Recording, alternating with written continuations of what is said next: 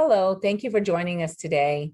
My name is Linda Cavazos, and I will be co-presenting today with my colleagues Alba Ortiz from the University of Texas at Austin and Elsa Cardenas Hagen from Valley Speech Language and Learning Center. Today, we will be presenting on integrating language screening data into database decision-making for English learners.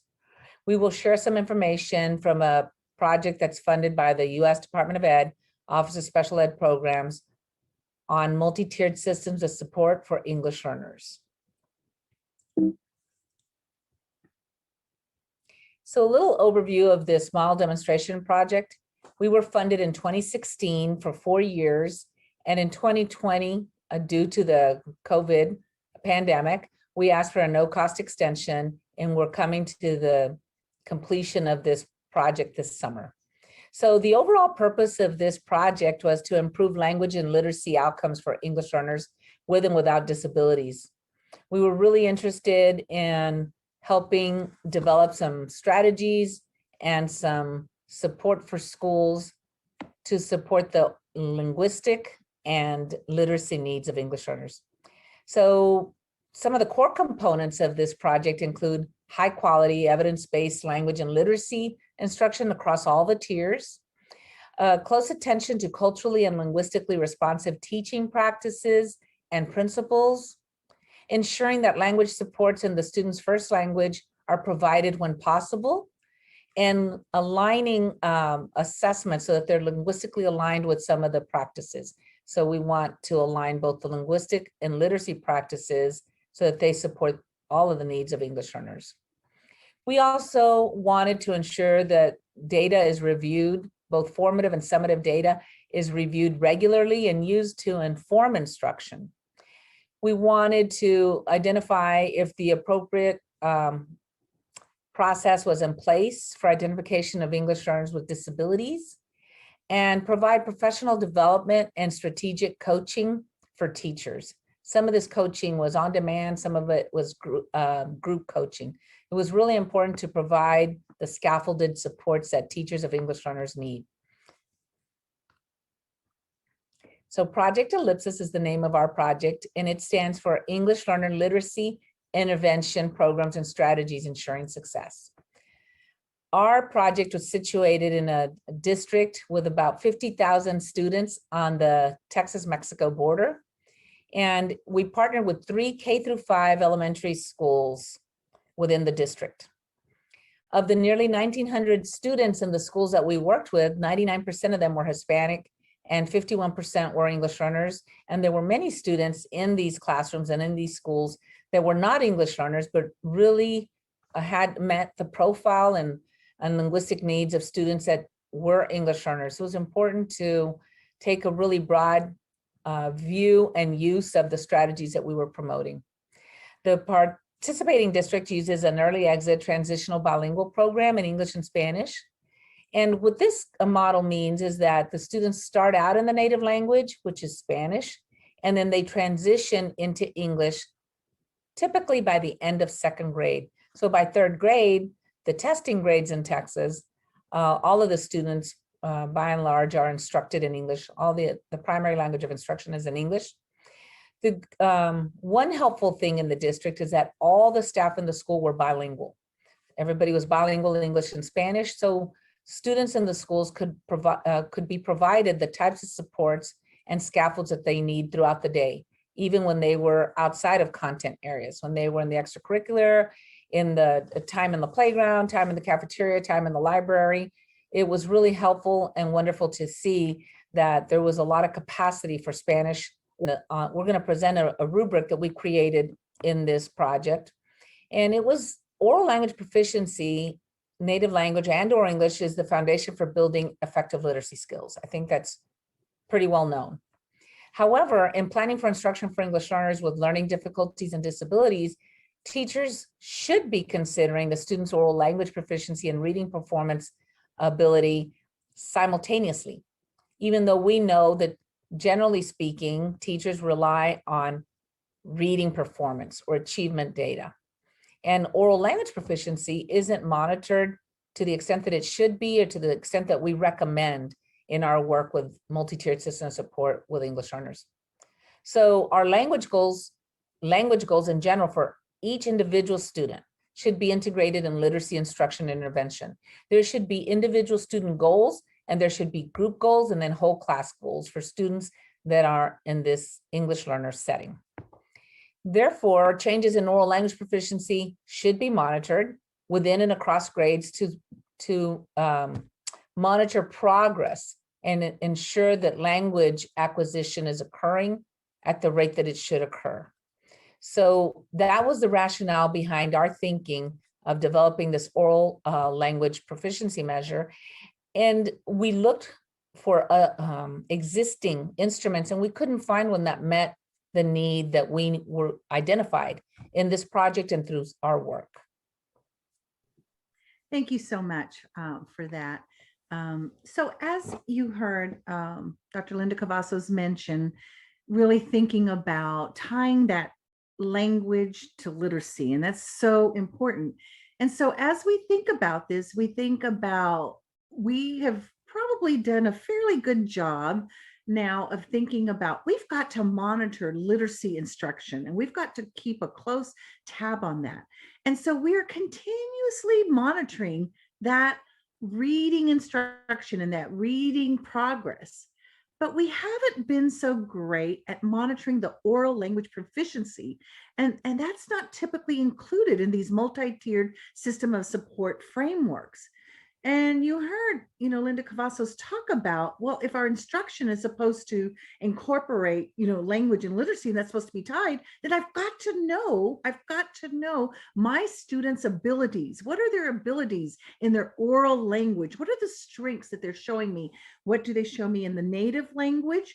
Has that progressed? And as you saw and heard about in our school that we were in, we were focused on a school of early exit. And so by the time we worked in 3rd, 4th, and 5th grade in this project, the students were primarily in the English language. But what had been that native language support, and what had been that native language acquisition? And so that monitoring of the native language and English is so necessary, because we want to make sure that our teachers are able to plan intentional language instruction while they're working on reading, or while they're incorporating these interventions that the students need. And the only way to do that, in order to plan and provide that effective literacy instruction, is to know both, to know about their native language and second language, where are they in that oral language proficiency, while we're also monitoring and understanding that literacy achievement. Where are they in their literacy? So on the next slide, what was our goal? What were we trying to accomplish? Well, we knew that we wanted to help the educators in these schools, and we wanted to develop a brief assessment of oral language that classroom teachers could use, right? And so that they could use this to get a quick look at, what is that native language skill? What is that English language proficiency? While focusing, we're always saying we need academic language. That's what schools are all about, that academic language proficiency. So how are they coming along? And we knew that, some schools and school districts are using tools and thinking of these standards like WIDA or TELPAS or ELPA 21. But how could we make something like user-friendly? And how could we help our educators to provide the data to plan accordingly that oral language, and tie that in very closely with the literacy interventions and the literacy instruction? So we wanted to develop this brief user-friendly tool that could really give some information about progress, not only within one grade, but within many grades across the grade levels. On the next slide is what we developed. It's called ELLIPSES. What does ELLIPSES stand for? English Learner Oral Narrative Scale. ELLIPSES for short. Of course, we were going to use ELLIPSES. And it was project developed. It was thinking about, how could we have these user-friendly, considered at this time informal, criteria reference instrument that could look at the students' personal narratives, right? And why personal narratives? Well, these personal narratives, typically we see, young students be able to express some of their past experiences, some of the events, and past experiences, maybe even more relevant and current experiences.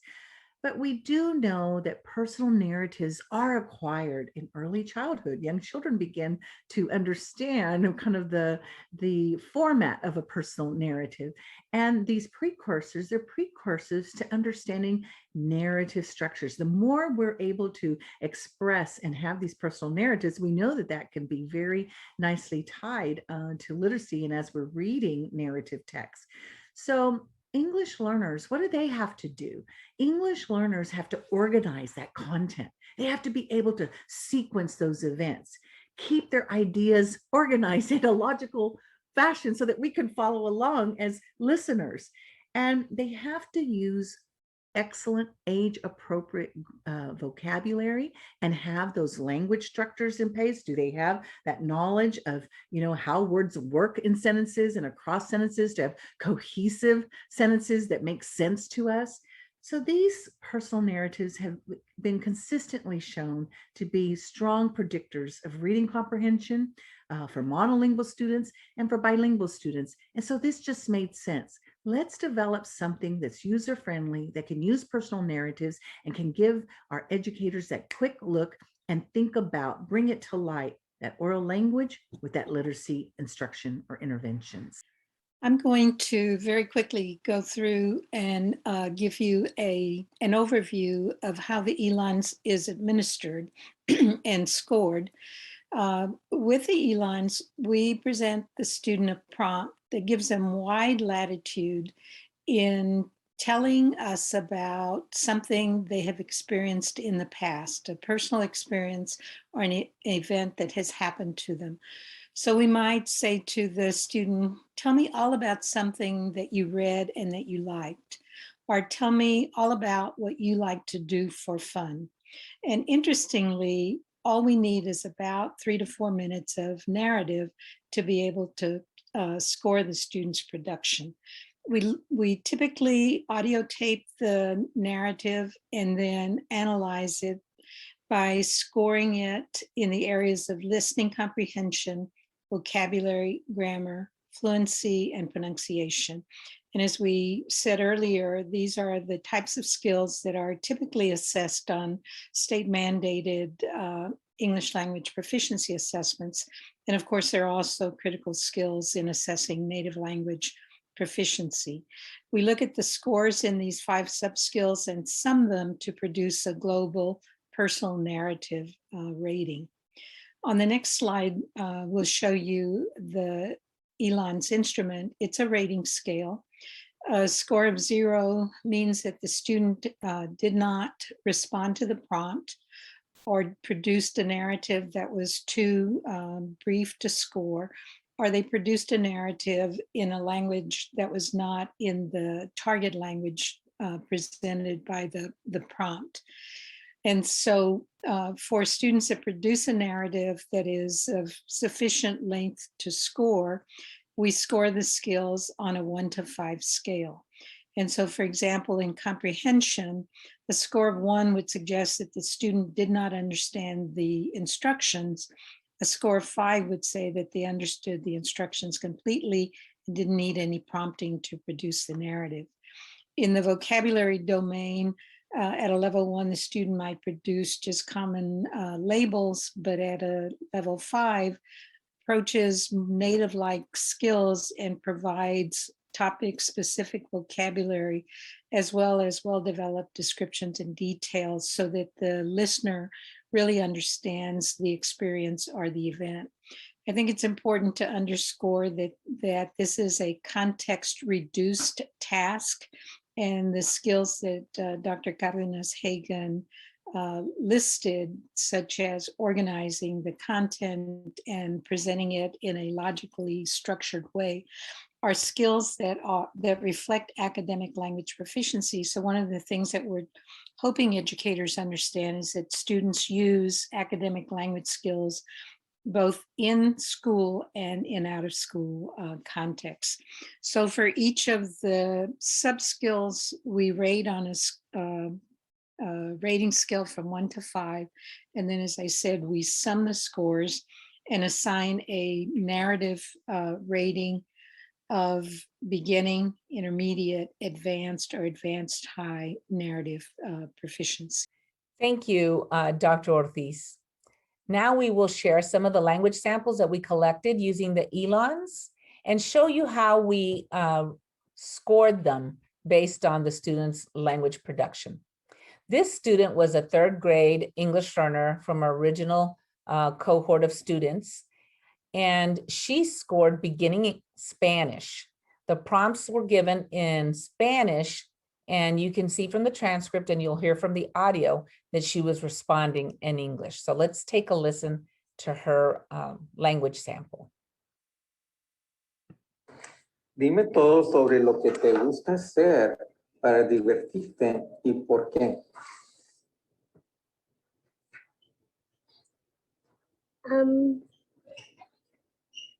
I speak more English than Spanish. Okay. ¿Lo puedes decir en español? ¿Cómo te diviertes y por qué? Trata. Can you try? I'm half Mexican. All right. No, Okay. really am. You are? Mhm. Can you say a little bit in Spanish? ¿Cómo te diviertes y por qué? Divertir. No? Okay. All right. Do the next one. Dime todo sobre algo que leíste y que te gustó y por qué. Can we please start in English? So you can see that this English learner, 3rd grade, was struggling to understand what she was being asked in Spanish. And you can see by her responses saying that she's only half Mexican. She was trying to convey that she was stronger in English and didn't really understand. And so she was asking if they could do it in English, if they could provide the prompt in English, which of course would have not served the purpose. So this child was scored by the two raters, and she scored a 0. You can see the highlighted section at the top of the rubric across all categories because she didn't answer in the target language and in Spanish. And so she received a 0 across the board. So on this next slide, this is the same child now answering or responding to the English prompts. And in the English prompts, she was scored advanced high English by both raters. You can see the difference in the language that she produced in compared to Spanish, English compared to Spanish. So let's take a listen to her, and then we can review how she was scored. Okay, tell me all about what you do when you get home from school and why. Well, I have a little snack. No, because you can work on an empty stomach. Then I do my homework usually, but these weeks have been no homework. Then I could go to my room or the living room and watch some TV. Then I lose track of time. Then my dad tells me when it's time for a shower. Whenever my mom does my chongos, it's easy because she only uses one rubber band, but my dad, he used to do it all loose with just 2 rubber bands up here. Now he does it like this. Then he tells me what time I should put on my timer for my TV to turn off. When I have 1 hour, they give me 30 minutes to watch my Roku and the rest of the minutes to get, and the rest of the minutes I watch something to make me fall asleep, like the news or channel 22. I use something boring to make me fall asleep, but one time I fell asleep with cartoons on.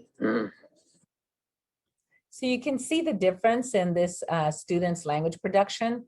This student was able to describe and probably would have had a lot more to describe if it was the time of the year when she said these days, these weeks, we haven't had any homework. It's because it was at the end of the school year, at the end of her third grade year.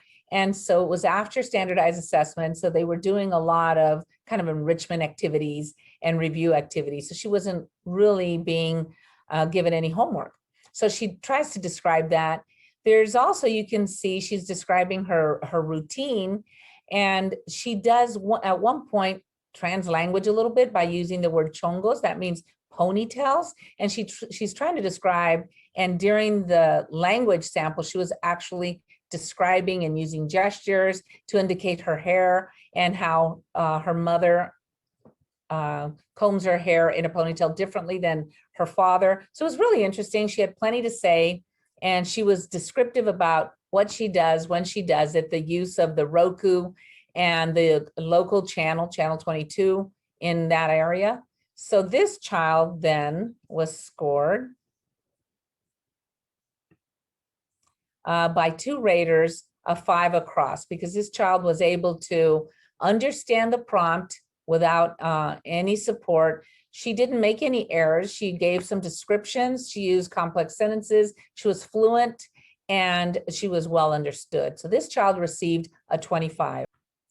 This next sample is a 3rd grade English learner who was duly served. This is an English learner receiving special education services. So the first prompt was administered in Spanish, and the child was asked to describe or tell about what they like to do to have fun. And the child produced 4 words. There are 2 prompts that were administered, provided to this child in Spanish, and the child did not respond to the second prompt, which was, tell me all about something you read that you liked. For the first prompt, the child answered in Spanish, play with my toys. So that were the 4 words that the child produced, and no response for the second. So it led to a 0 score or beginning level because the child did not produce enough language. It was too limited to score. So they received beginning English. Their English prompts produced a very low score as well. The child was asked, tell me about something you learned in school. And you can see on the transcript that although the child answered, it was very limited. So let's listen to this response. Okay, tell me all about something you learned in school. What about math? What did you learn in math? Teaching, you learned to teach math? What else?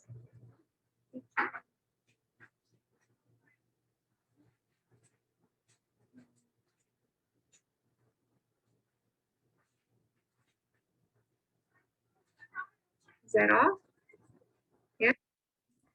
Okay, so you can see that this child, again, it's an English learner, student with disabilities, did not produce much in Spanish and did not produce much in English. So was rated a beginning English student. You can see that although this child produced 5 or so words, 3 of them were just a repetition, teaching, teaching, and teach. So this child received beginning English category. You can see here because of the limited response. So now I will pass it on to back to Dr. Albertiz.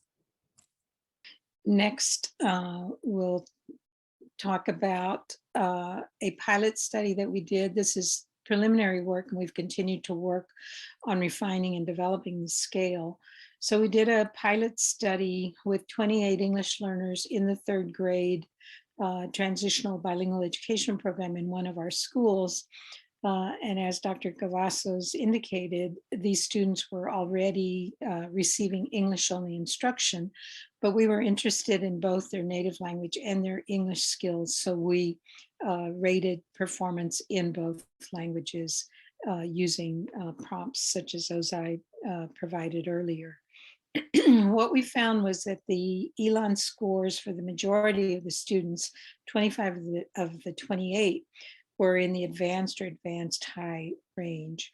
When we looked at their Spanish scores, though, they were most likely to be at beginning levels of Spanish proficiency, suggesting that these students had experienced language loss over the course of their schooling, a really important finding in that oftentimes low language skills are considered to be an indicator of a language disability, but these data suggest for us that the low language skills could also be an artifact of the language of instruction. The lowest ratings in English, as well as in the native language, were in vocabulary and grammar, which, as we said earlier, are among the strongest predictors of whether students will be able to comprehend text that they read. And so when teachers are able to identify specific areas in which students are having difficulty, they can then target instruction in those areas. Of particular concern to us was that 14 of the 28 students did not meet the state reading standards, grade level reading standards.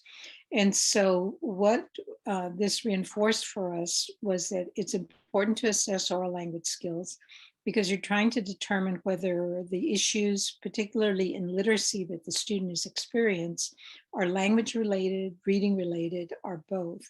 It also, the findings also reinforce the importance of integrating specific oral language goals in reading instruction, as well as an intervention for students that we identify as experiencing literacy-related difficulties. And then, of course, the importance of evaluating both core reading instruction and reading intervention for English learners. So as I said, we're continuing to work on refining, validating the ELANs because we think it will be a teacher-friendly instrument that can be used multiple times over the course of the school year to establish baseline language proficiency points and then to assess how that proficiency is changing across a grade level, but also across grade levels, because we need to be able to look back in history to see where a student started in terms of language proficiency and where they are in their current grade. And again, that's data that's important in helping us understand whether the students' problems are specific to the language area or whether they might reflect, be more a reflection of the quality of instruction that they've received. By using the ELANs, we can identify strengths and needs, not only in terms of their overall narrative proficiency, but also in terms of the sub-skills that are required to produce effective narratives. That data we can then use to target oral language development. One of our concerns is that English learners receive a lot of language stimulation, and that oftentimes teachers think that because they use language all the time, students are being provided instruction, but they need to be sensitive to the fact that oral language instruction, like literacy instruction, has to include targeted goals and explicit instruction in areas that students may not yet be proficient in. And then, as we've said several times, we want to be able to monitor changes in sub-skill and global proficiency as a result of instruction or intervention. We also think that ELAN's data, because we will have multiple data points related to language proficiency, will help us identify English learners who are not making expected progress toward becoming proficient at grade level expectations, so that we would be able to identify students who continue to struggle in terms of communication in spite of targeted explicit oral language instruction. And so we think the data will help us identify students who may benefit from special education referral. And then the data can also be used if we look at student groups to evaluate the effectiveness of oral language instruction for all English learners, as well as supplemental intervention for those experiencing language or literacy difficulties. Our contact information is provided here. If you would like additional information on this rubric or would like a copy of it or some of our other project tools, you can find many of them on our mtss4els.org website. That's the collaborative website for the 3 projects that were funded in this cohort, or you can contact us individually and we can help you access some of these materials. Thank you so much for being with us today. We appreciate you taking the time to learn more about supporting the language and literacy needs of English learners. We do want to share a disclaimer from OSEP. Essentially, this just means that these views represent our views on English learners and database decision-making and not necessarily the views of OSEP. Thank you so much.